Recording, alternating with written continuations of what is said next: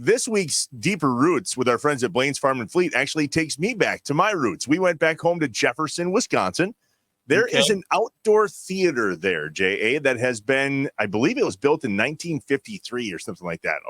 Quite old in terms of outdoor theater and equipment and so on and so forth. I was curious before we jump in. Not like a drive-in, right? It's not a drive-in. No, it's a drive-in. It is a drive-in outdoor theater. Yeah. Got it. Okay. Yeah. I thought maybe like an outdoor theater, you sitting like Peninsula Players used to have an outdoor theater. Right.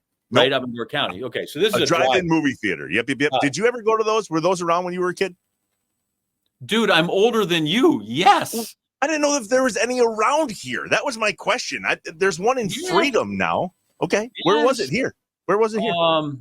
I want to say it was out, if I'm correct, out by like Military and Velp Avenue might have been one. Then there's still the one, I think, up in Door County. Oh, yeah. Sister Bay, right? They still show a nice double feature up there. Yeah. That was, so, but yes, I'm familiar. I have been to the drive-in. Well, for any friends and family back home in the Jefferson County area, you'll enjoy this one. I was back home. We even went to Wadel's Hamburger Stand. Enjoy another episode of Deeper Roots with our friends at Blain's Farm and Fleet. Inside Wisconsin's Deeper Roots brings us to Jefferson, Wisconsin. I am so pumped for this one. I am home. This is where I grew up. We're with Lee Burgess. I have been coming to this theater since I was a kid. Thank you for reviving it. I can't wait to hear the story. Farmers, brewers, hunters, packers, badgers, cheeseheads, neighbors. No matter what name we go by, we are bound together by our roots. These are the people, the stories, and the patriotism from inside Wisconsin. Welcome to Deeper Roots with Blain's Farm and Fleet.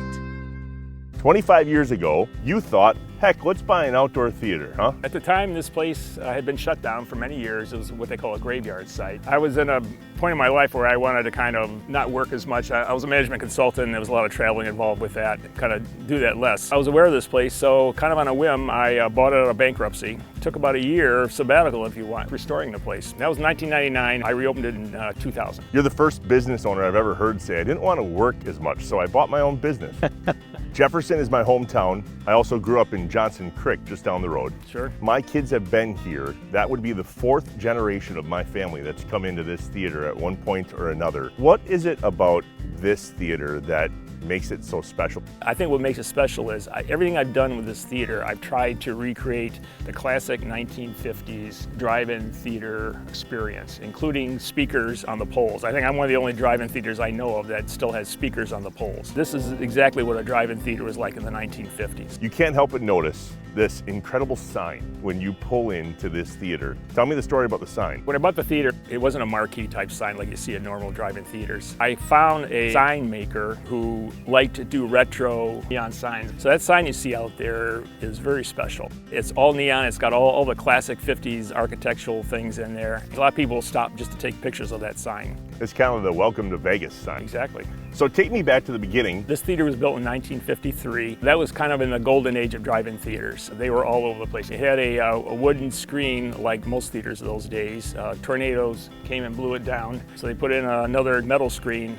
Another tornado came in and blew that down. So the screen you see behind me is a Selby 90-foot metal screen, kind of the Cadillac of drive-in theater screens. I was the first drive-in theater to go digital. At that time, there were nobody who knew how to fix digital projectors. What I had to do is I had to send myself out to Sacramento where they had their service tech school. I'm a service technician for Barco projectors, so I was able to fix all my projectors. When I was working in the movie theater business when I was in high school, movies would show up in big silver cases. Yep, I remember that. Do they email it to you now? Much easier now. Now you get a hard drive. Are you a big movie buff? I mean, of all the things that you could have bought, let's buy an outdoor movie theater. How I got started in this was when I was 12 years old. My parents and grandparents would take me to drive-ins and theaters, and I love going to the theaters like most kids. And one day I saw the projectionist walking by, and I asked him if I could go see the big machines that made the movies and stuff. And he took me up to the booth and he showed me these big 35mm projectors, and I thought that was the coolest thing ever.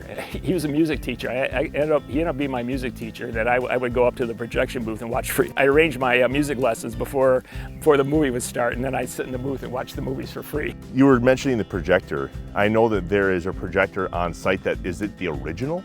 I don't know if it's original here to this theater, but it certainly is the same style projector that I remember from the 1950s, which is an old 35 millimeter projector. It's a piece of history. It belongs in a museum, I think. Wow, this is really cool. This has the old carbon arc lamp houses. There would be two carbon rods like this. And the projectionist, he wanted to start the light, he would turn things on, he'd touch it together, and then there would be a tiny spark. That would be reflected off this large parabolic mirror through the lens. These are 20-minute reels. The film would go through there, out to the screen. Yeah, in the 1950s, film was actually nitrate-based. It was very flammable. Many of the famous theater fighters of the 1930s and such actually started in the projection booth when the film would catch on fire, because the projectionist couldn't leave the booth. He had to be a firefighter if the booth were to catch on fire. So that was part of his job. Where is the booth? Should we go check out the booth? This is where the magic of the movies is made. These are digital projectors, Barco digital projectors. I have two projectors. I only need one, but the second one is just for backup. I'm an ex-Navy guy, and we're obsessive about backups. Rather than 35 millimeter film, movies come on a hard drive.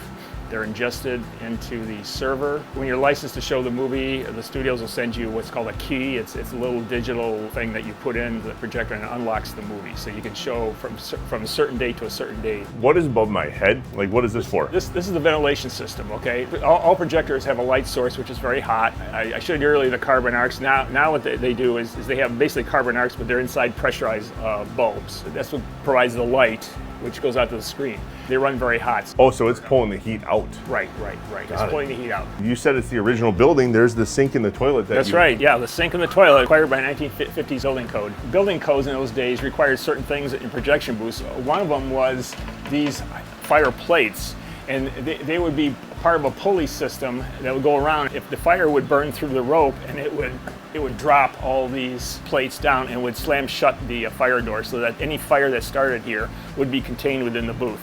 Now, the other thing I want to show you is about the only driving around that has speakers still. These are tube amplifiers which power the speakers in the field. They're Valentine Soundmaster amplifiers. These things belong in a museum also. Yeah. They work. How many people use the speakers? Anybody? I say most people don't. It's a nice nostalgic touch. If you could describe the experience of coming to the outdoor theater in 2024, well, how would you tell somebody what they're going to experience? Kind of an experience of freedom. You can bring your own car, you can sit outside. You're watching a huge screen, much bigger than what you see in an indoor theater. Particularly if you're a family, you got kids, the kids can run around and play, and we have a little playground up in the front. Just a fun, open air, freedom type of an experience for people. So you do shows Friday, Saturday? Friday, Saturday, Sundays. I will occasionally open on Thursdays if I'm opening a new movie, because the studios now let us do what we used to call sneak previews. Out of curiosity, I know that tonight is a new feature and then an old movie. How often do you do that? Drive-ins historically have always shown double features.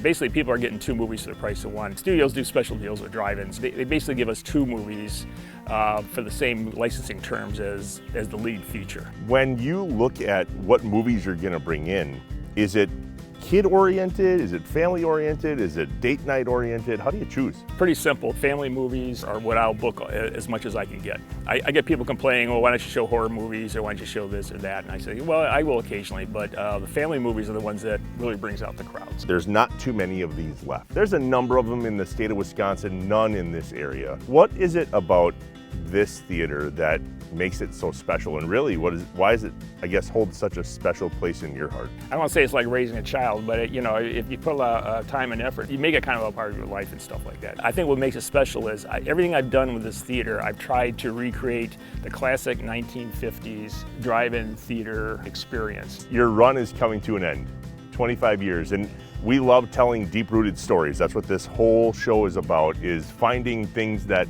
either have a deep-rooted person or a deep-rooted family, or in this case, a really deep-rooted place. It's for sale. I turned 75 on my next birthday. Nobody in my family wants to take over the business. Even though I'm in good health, I'm not going to be around forever. I don't have the energy I had 10, 15 years ago, so I think now's the time to try and transition it over to somebody else. I'd like to think that somebody has the nostalgia to go, you know what, I'm going to work with Lee and we're going to take this over and keep it going. I'd let it be known that I'm not going anywhere, so I'll be around to help them, advise them, help them, even fix things for them. I'm certainly willing to help anybody get going and support them in any way I can. It would be really cool to keep it going. Best of luck. Thanks for having us out. I gotta be honest, I usually don't go to the movies alone, but when in Rome, all right, off to the movies. Watch your head. I am gonna fall and bust my face. Okay, Trev, okay. What time does it start? 8:30? Half an hour. I'm gonna have 3 sodas and 4 things of this popcorn, and then I'm probably gonna fall asleep. Oh, that's really good. A little salty. That's on me. That's my fault. Go this way? Yeah, let's go this way. Oh, don't wreck the car. Oh, God. Oh, jeez. Oh. Our thanks to Lee Burgess, the owner of the beautiful Highway 18 Outdoor Theater here in Jefferson, Wisconsin. Super awesome to be back home. I literally grew up coming to this theater with my grandparents and my friends and my wife and, of course, my kids, too. If you want to learn more about the Highway 18 Outdoor Theater, you can head to the website highway18.com, highway18.com. Maybe you want to buy the Highway 18 Outdoor Theater. It's a gem. It's incredible to think that something like this is still going strong since 1953. Remember to like, subscribe, share, comment, post, whatever you feel necessary to help get the word out about the cool work that we're doing with Deeper Roots. Remember, if you want your story shared, head to the website farmandfleet.com/deeperroots. Fill out the form. Maybe we'll come visit you in your hometown, tell your story, or maybe you have a place just like this that's worth talking about. We'll see you next time on Deeper Roots. Talk to you later. Bye.